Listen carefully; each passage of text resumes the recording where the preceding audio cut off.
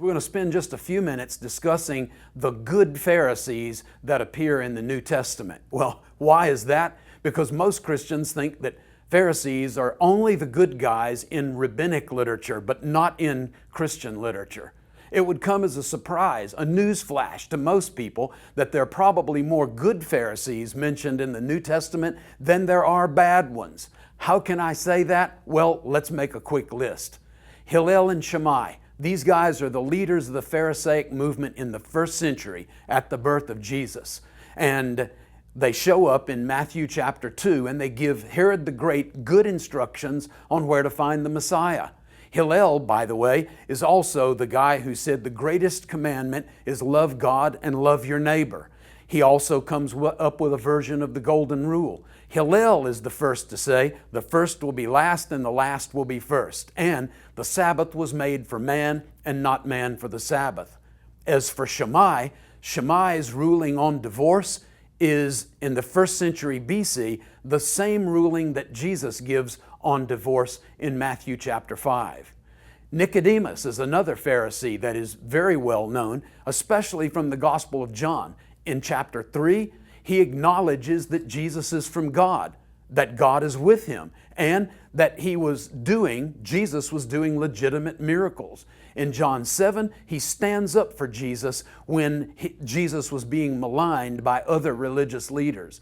In John 19, he participated in Jesus' burial, even donating about $10,000 worth of myrrh to anoint the body.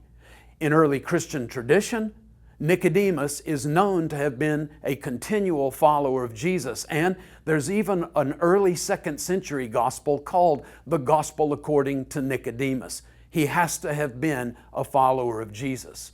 In another example of Pharisees who were good ones, Joseph of Arimathea. We know that he was a Pharisee because he was A, a member of the council, and B, respected by all of the people. And the people respected Pharisees, but not Sadducees. In all of the Gospels, we hear that he is one who's waiting for the dawning of the kingdom of God, that he didn't consent as a member of the Sanhedrin to the death of Jesus. He asked Pilate, risking his own life, for the body of Jesus after Jesus died on the cross. And he wrapped it for burial and then buried Jesus in his own personal family tomb. And that was an honor reserved exclusively for close members of the immediate family. Here's another guy named by name who has to have been a Pharisee, Jairus, or in Hebrew, Yair. He was a ruler of the synagogue, and the synagogue was a Pharisaic institution. So as ruler, he has to have been a Pharisee. And in Matthew, Mark, and Luke, he comes before Jesus and he bows down to Jesus. And he believed that Jesus would heal his sick daughter. But then when the daughter died, he continued to trust Jesus, and Jesus raised his daughter from the dead. Here's another example of a Pharisee named in the New Testament, Simon the Pharisee, the leper. And in Matthew, Mark, and Luke, he invites Jesus, and not Jesus alone, but all of Jesus' disciples, so 13 people in total, to be his guests at a banquet held in his own home. The rich young ruler, who isn't named, but he's mentioned in Matthew, Mark, and Luke. In Matthew and Luke's version, he calls Jesus good teacher. And in Mark 10:21, it says that Jesus loved him very much. In Luke 13, we hear that there were some Pharisees who came in Galilee and came and warned Jesus that Herod, called Antipas in Josephus, Herod was the ruler of Galilee and he was trying to catch Jesus and to kill him. These guys are trying to protect Jesus' life. There were Pharisees that were traveling with Jesus one day as they walked through a grain field. Some, it says in Luke chapter 6, verse 2, some of the Pharisees who were with him complained about Jesus' disciples picking grain on the Sabbath. But there were evidently others who did not and had no problem with Jesus' authority to rule on the appropriateness of harvesting grain on Shabbat. Then there's Gamaliel, or as he's known in rabbinic literature, Rabban Gamliel. And in Acts 22, he was Paul's teacher, and we know the influence he had on Paul and the influence that Paul had on first century Christianity. But in Acts 5, there's another reference to Rabban Gamliel or Gamaliel. He saves the disciples of Jesus when they stood before the Sanhedrin and protected them from being executed. He even says that to the Sanhedrin, if you continue to oppose them, you may even be opposing God.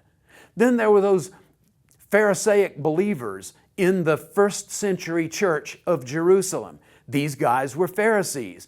They are described as being members of the sect of the Pharisees, but they had come to faith in Jesus and become active members in the Christian church in Jerusalem.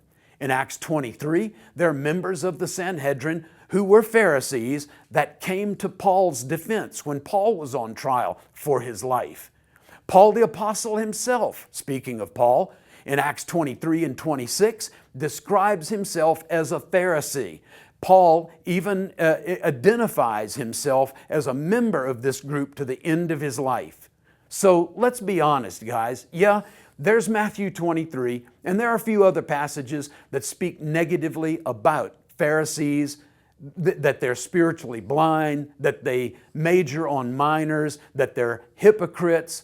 But all groups have these kinds of people in them. Even non-religious groups like police or somebody on your ball team or the Optimist Club. Every group of human beings has these kinds of people in it. What that means is this is not really a Pharisee problem. This is a human problem. This is a people problem. This is a us thing, a you and me issue. There are genuine people, solid people, and then there are sketchy and not so genuine people in every subgroup. Yes, the Bible shows this to be the case with the Pharisees, but it also reveals the same thing about the saints of the Old Testament, the members of the early church like Ananias, Sapphira, even Peter at points. And past experience tells us that it's true of you're in my tribe, you're in my denomination, you're in my ball team, you're in my friend group. I hope that this study of good Pharisees helps to balance out the scales and helps us all to be a little bit more charitable in the future, even when we're reading the New Testament.